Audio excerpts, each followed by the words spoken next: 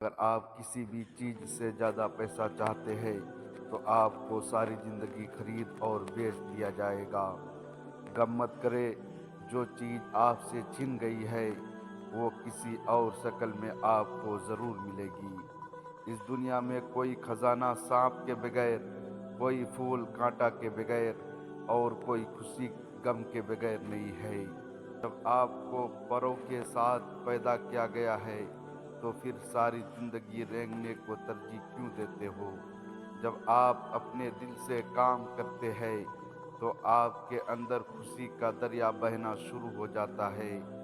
ہمیشہ رہنے والی خوبصورتی آپ کے دل کی خوبصورتی ہے۔ زخم وہ جگہ ہے جہاں سے آپ میں روشنی داخل ہوتی ہے۔ ہر شخص کو کسی خاص کام کے لیے پیدا کیا گیا ہے اور اس کام کی خواہش ہر ایک کے دل میں ڈال دی گئی ہے۔ اپنے آپ کو اکیلا مت سمجھو، کل کائنات آپ کے اندر ہے۔ اپنی حفاظت کرنا بھول جاؤ اور وہاں رہو جہاں تمہیں رہنے سے ڈر لگتا ہے۔ محبت تمہارے اور دنیا کی ہر شے کے درمیان ایک پل ہے۔ آپ کے دل کا سائز سمندر جتنا ہے۔ اپنے آپ کو اس کی چھپی ہوئی گہرائیوں میں تلاش کر۔ اپنے دل کو اس وقت تک توڑتے رہو جب تک یہ کھل نہ جائے۔ جسمانی بیماری یا مالی نقصان سے پریشان نہ ہو، یہ ایک قسم کا صدقہ ہے جو بڑی مصیبتوں کو ٹال دیتا ہے۔ جس چیز کو تم برے سمجھتے ہو سکتا ہے وہ تمہارے حق میں بہتر ہو۔ دعا مانگنے کے کچھ اصول ہوتے ہیں، جو ان اصولوں پر پورا نہیں اترتا اس کی دعا قبول نہیں ہوتی۔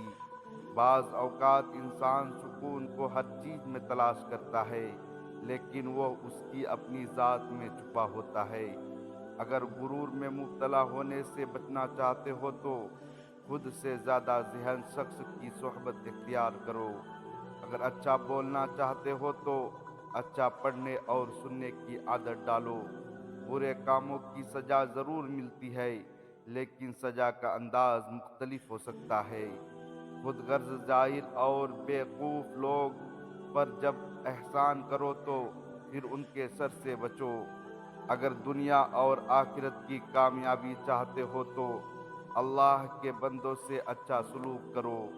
شیر سے نہیں بلکہ بھوکے شیر سے ڈرو۔ دل کی سچائی اور پاکیزگی سے کامیاب انسان کا مقدر بن جاتی ہے۔